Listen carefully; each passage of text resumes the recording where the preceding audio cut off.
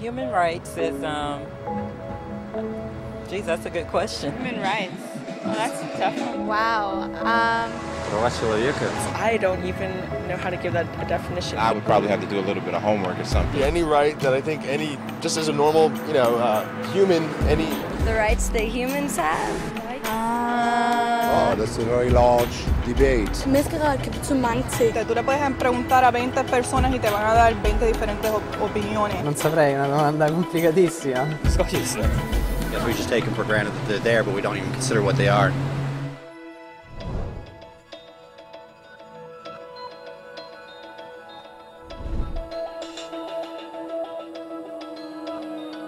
Los derechos humanos son los derechos que simplemente tienes por el hecho de ser humano.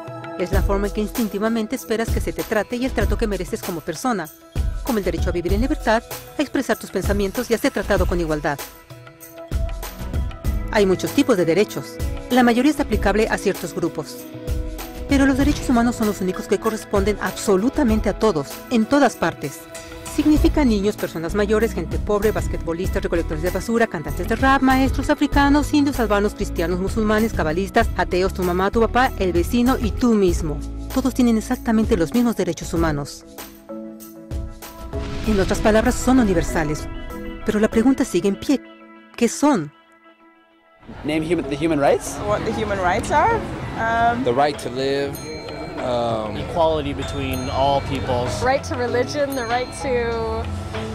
Is there supposed to be a list somewhere I should be aware of?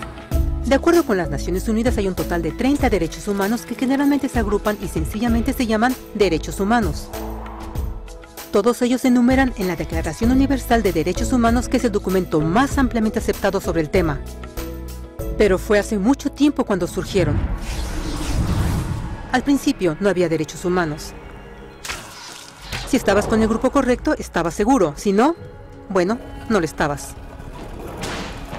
Pero entonces un personaje llamado Ciro el Grande decidió cambiar todo eso. Después de conquistar Babilonia, hizo algo completamente revolucionario. Anunció que todos los esclavos eran libres. También dijo que la gente tenía la libertad de escoger su religión sin importar de qué grupo formara parte. Documentaron sus palabras en una lápida de barro conocida como el Cilindro de Ciro.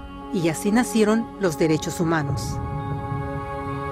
La idea se extendió rápidamente a Grecia, la India y finalmente a Roma. Se dieron cuenta que las personas siguen naturalmente ciertas leyes aun si no se les pedía. Llamaron a esto ley natural, pero siguió siendo pisoteada por los que tenían el poder. No fue sino hasta 1000 años después, en Inglaterra, donde finalmente lograron que el rey aceptara que nadie podía invalidar los derechos de las personas, ni siquiera el rey.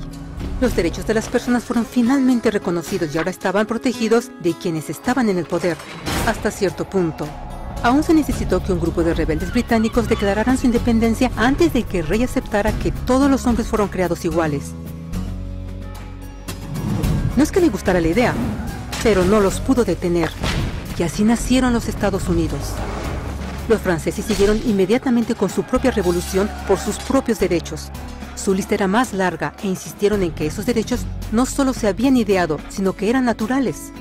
El concepto romano de ley natural se había convertido en derechos naturales. Desafortunadamente, no todos estaban entusiasmados. En Francia, un general llamado Napoleón decidió derrocar la nueva democracia francesa y se declaró emperador del mundo. Por poco y lo logra. Pero los países de Europa unieron sus fuerzas y lo vencieron. Y los derechos humanos estuvieron otra vez en boga. Se redactaron acuerdos internacionales garantizando ampliamente muchos derechos en toda Europa. Pero solo en Europa. De alguna forma, el resto del mundo todavía no tenía esos derechos. Por el contrario, esos países fueron invadidos, conquistados y consumidos por los enormes imperios europeos. Pero entonces un joven abogado hindú decidió que era suficiente. Su nombre era Mahatma Gandhi. Y ante la violencia insistió que toda la gente en la tierra tenía derechos, no solo en Europa. Finalmente incluso europeos empezaron a estar de acuerdo. Pero no iba a ser fácil. 2 guerras mundiales surgieron. Hitler exterminó la mitad de la población judía de la tierra en horribles campos de concentración nazis. En resumen, 90 millones de personas murieron. Los derechos humanos nunca habían estado tan terriblemente cerca de la extinción. Y el mundo nunca había estado tan desesperado por un cambio. Así los países se unieron y formaron las Naciones Unidas. Su propósito básico era reafirmar la fe en los derechos humanos fundamentales, en la dignidad y el valor del humano. Pero, ¿qué son los derechos humanos? ¿Eran las proclamaciones de Zero, las leyes naturales de Roma, las declaraciones de Francia? Todos parecen tener una idea un tanto diferente de lo que los derechos humanos deben ser. Pero bajo la supervisión de Eleanor Roosevelt, finalmente estuvieron de acuerdo en un grupo de derechos para todos absolutamente. La Declaración Universal de Derechos Humanos. El concepto francés de derechos naturales se había convertido finalmente en derechos humanos. Así, en resumen, primero solo unas cuantas personas con suerte tenían algunos derechos, hasta que una de estas personas decidió, oye, otras personas también deberían tener algunos derechos, lo cual fue grandioso, excepto que no todos estuvieron de acuerdo, y solo costó unos cuantos miles de años de lucha, declaraciones y más lucha hasta que todos finalmente aceptaron que los derechos humanos deberían ser para todos, y vivieron felices por siempre. Excepto por un pequeño problema. Si la gente tiene el derecho a alimentación y cobijo, ¿por qué 16.000 niños están muriendo de hambre cada día? ¿Uno cada 5 segundos? Si la gente tiene libertad de expresión, ¿por qué miles están en prisión por expresar sus ideas?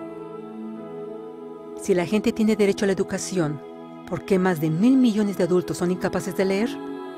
Si la esclavitud ha sido abolida realmente, ¿por qué 27 millones de personas viven hoy en esclavitud? ¿Más del doble que en 1800? El hecho es que cuando se firmó la Declaración Universal de Derechos Humanos, no tenía la fuerza de la ley. Era opcional.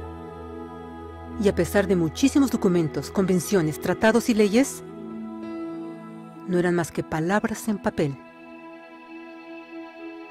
Así que la cuestión es, ¿quién hará que esas palabras sean una realidad?